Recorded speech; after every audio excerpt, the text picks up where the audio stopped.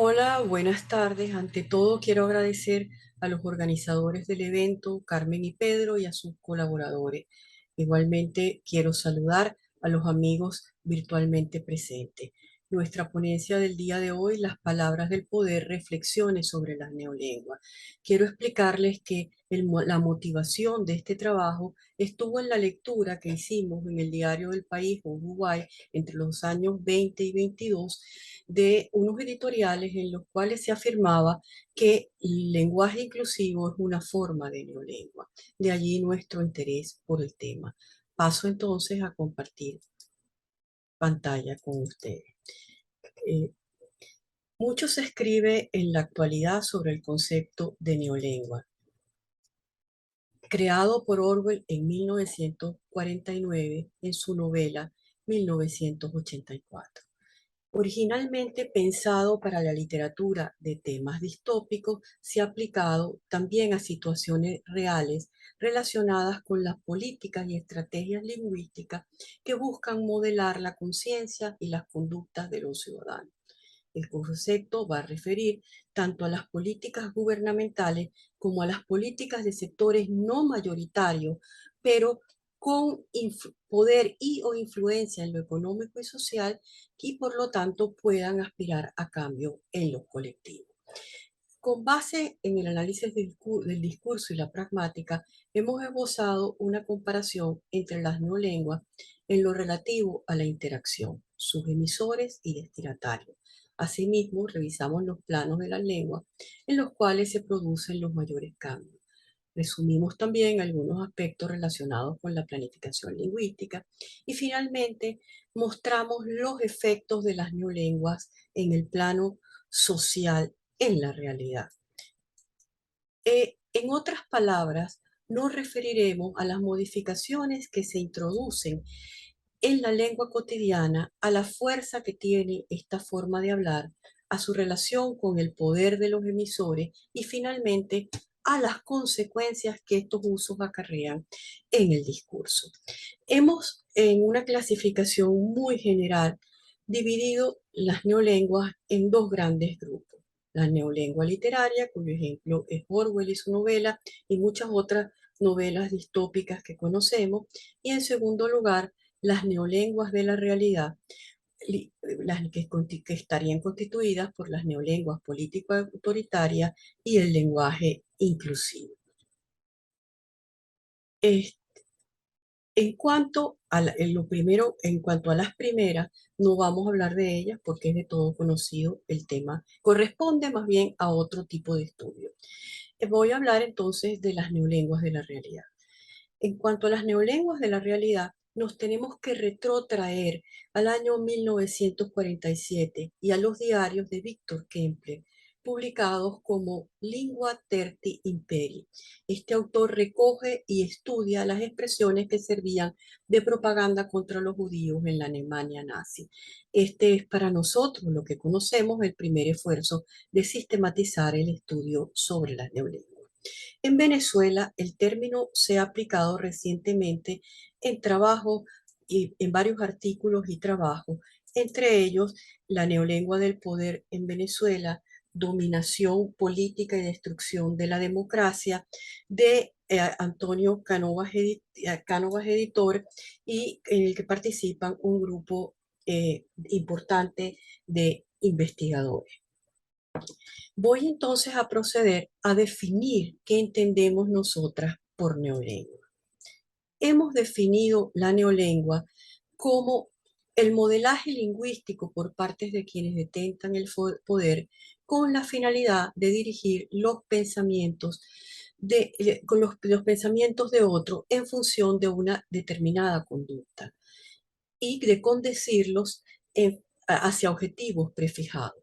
Tal definición podemos hacerla extensiva al lenguaje inclusivo. Eso es por nuestra parte, es decir, la finalidad de dirigir los pensamientos de otro en función de una determinada concepción o de conducirlo hacia objetivos prefijados. Si vamos al lenguaje inclusivo, la definición es un tanto diferente. vamos a tomar la definición que nos da la ONU. Pero antes quiero señalar que para hacer referencia a las distintas manifestaciones del lenguaje inclusivo o no discriminatorio de género, se emplean otras expresiones como lenguaje libre de género, lenguaje no sexista, lenguaje no marcado de género, lenguaje sin marcación binaria, etc. Ello da muestra de la de la heterogeneidad sobre este tema. Todas tienen en común que forman parte de una política no sexista relativa a la lengua. Voy ahora con la definición de la ONU.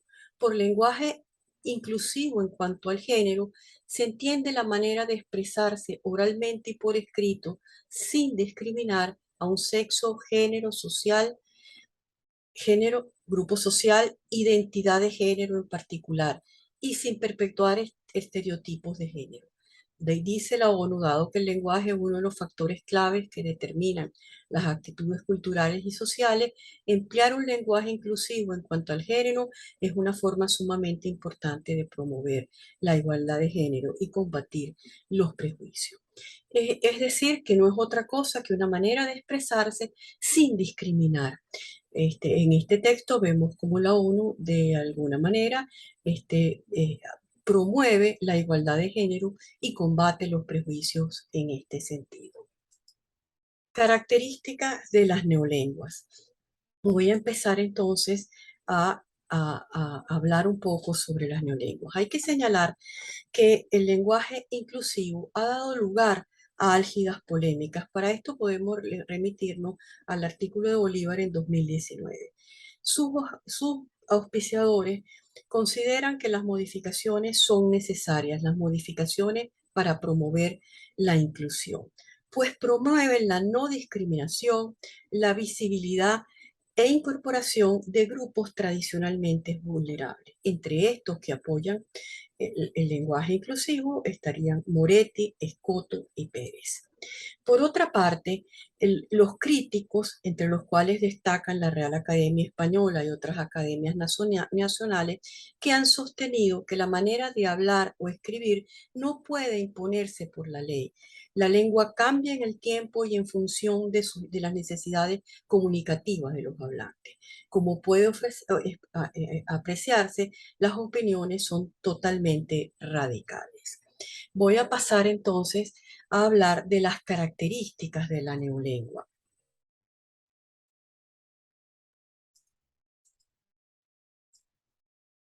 Voy a hablar inicialmente del emisor, de los participantes en la comunicación y en este caso voy a hablar de la interacción y de los emisores. Los textos del autoritarismo se fundamentan en un esquema conservador que implica la autoridad del padre estricto y en el cambio político el poder y el Estado fuerte. Por su parte, los discursos inclusivos se basan en la participación y en la no discriminación de los colectivos vulnerables. Tienen su origen en un poder alternativo. Esta iniciativa viene de la reivindicación y de la democracia. Los discursos en este caso se dan en una sola dirección, desde los emisores con poder o influencia hacia los destinatarios. Los discursos no se materializan en diálogos reales si no hay realmente disposición por parte de los participantes y también diríamos que cohesión de grupo. La neolengua política propicia en los ciudadanos desde la autoridad nuevas representaciones cognitivas que pueden llevar al control del auditorio. También hay que ver en ellas el manejo psicológico relacionado con el discurso publicitario y la propaganda política, que le confieren un carácter ejemplarizante y una actitud didáctica.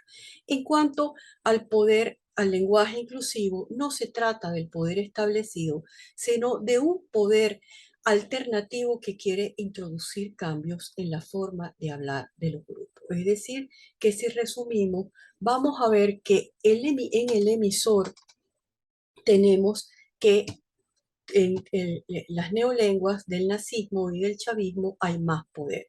En los grupos de género este poder no es fuerte porque no hay cohesión entre ellos. y porque además no es un poder establecido en el sentido tradicional. En cuanto a la cohesión grupal, vemos que hay más cohesión grupal en el nazismo, una cohesión en el chavismo, porque estamos hablando de los emisores entre los copartidarios, pero no la hay, esa cohesión grupal no la hay en el lenguaje inclusivo porque hay muchas diferenciaciones.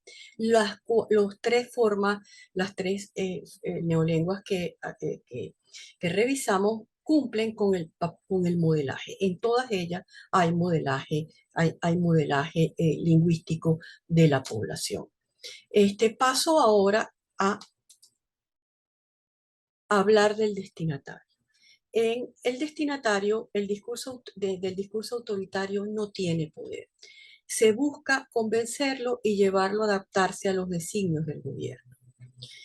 Estos receptores de los discursos inclusivos, en cambio, en los discursos inclusivos, que son una no mayoría con poder y que tienen un poder limitado, a lo sumo una representación legislativa y esferas de influencia, como pueden ser docentes y colectivos sociales, estos destinatarios no tienen poder.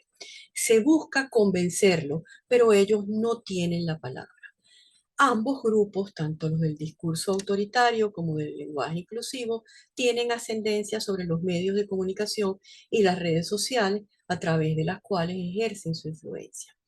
Vemos por otra parte que el discurso autoritario es amplio, llega a la población a través de la propaganda gubernamental y en muchos casos en forma impuesta. El lenguaje inclusivo no alcanza la totalidad de la población, pues se trata de formas que no son producto de la evolución de la lengua y en las cuales no hay aún acuerdo para su uso sistemático y generalizado. Si vemos el cuadro, vemos que el destinatario no tiene poder en ninguna de las neolenguas. Hay mayor cohesión, más o menos cohesión grupal en los destinatarios del nazismo, aunque hubo muchos grupos disidentes, como sabemos, o una gran masa disidente, pero sin poder.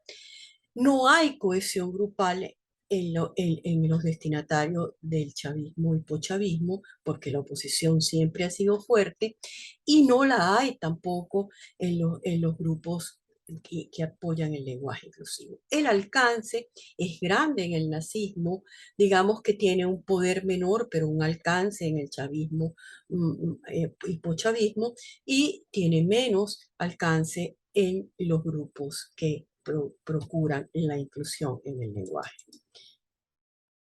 Ahora quiero trabajar un punto muy importante, que es la cohesión en la lengua, en las lenguas autoritarias, los cambios en la lengua, en las neolenguas. En las neolenguas autoritarias, cómo se reflejan estos cambios? Bueno, primordialmente en el plano léxico-semántico. Predominan los recursos de ampliación y reducción semántica, la creación de nuevas palabras, eufemismos, difemismo, etc. En lo morfológico también se observan algunos cambios, a veces el uso diferenciado de los pronombres, por ejemplo, el nosotros, ellos. En la dimensión pragmática destacan las metáforas tradicionales, la guerra, el contenedor, etc. Y es muy importante, muy productiva la argumentación, donde se dan cantidad de estrategias como juicios de valor y entre ellas estrategias de deslegitimación o legitimación, coerción y manejo de la afectividad positiva. Ahora quiero hacer hincapié en lo que me parece más importante el manejo de la lengua autoritaria, que es el manejo de la información. Son frecuentes la opacidad, el engaño y el silencio en este tipo de producción lingüística. No, en ella apreciamos que no hay cambio en la estructura de la lengua. Vamos a ver el próximo cuadro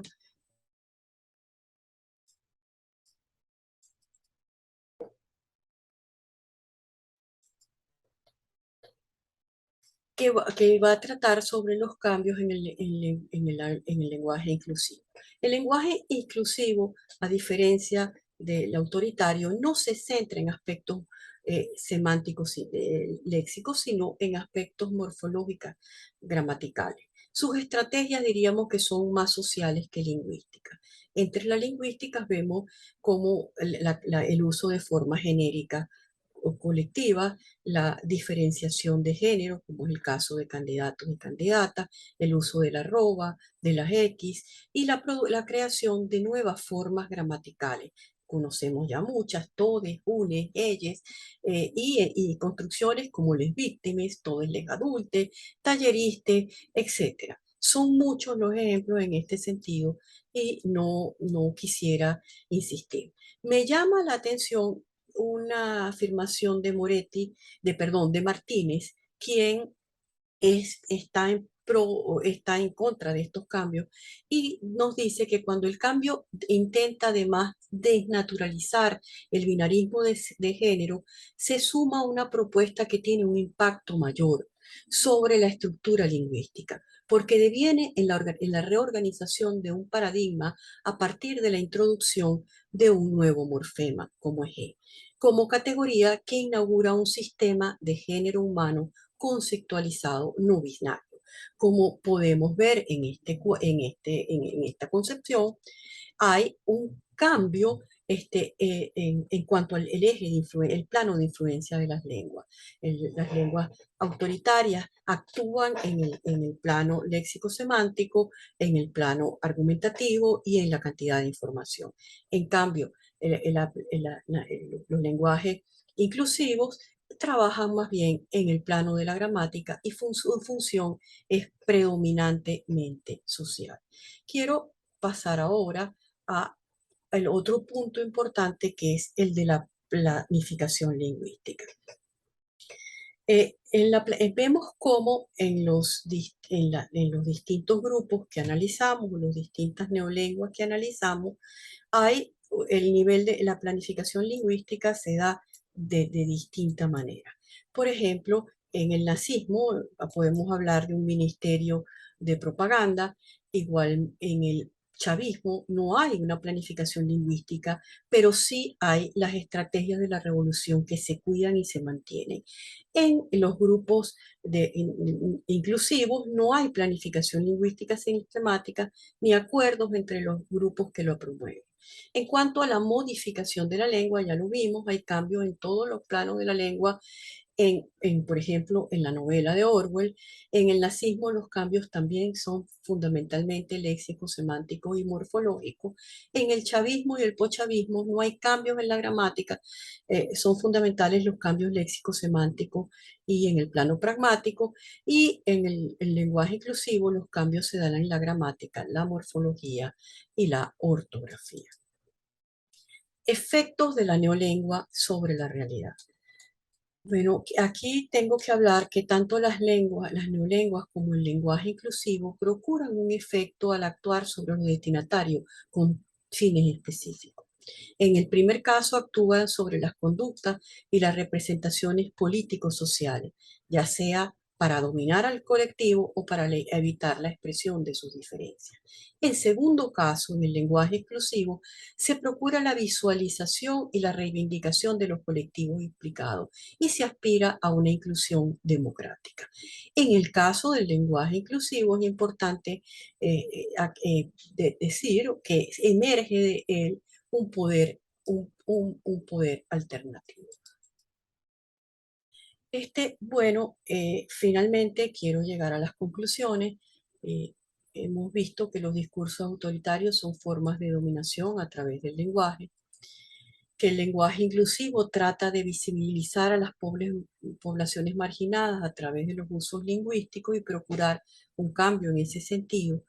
En tercer lugar, ambos cambios son complejos porque incorporan lo biológico y lo social, así como lo lingüístico, y se basan en lo que un grupo determina como políticamente correcto.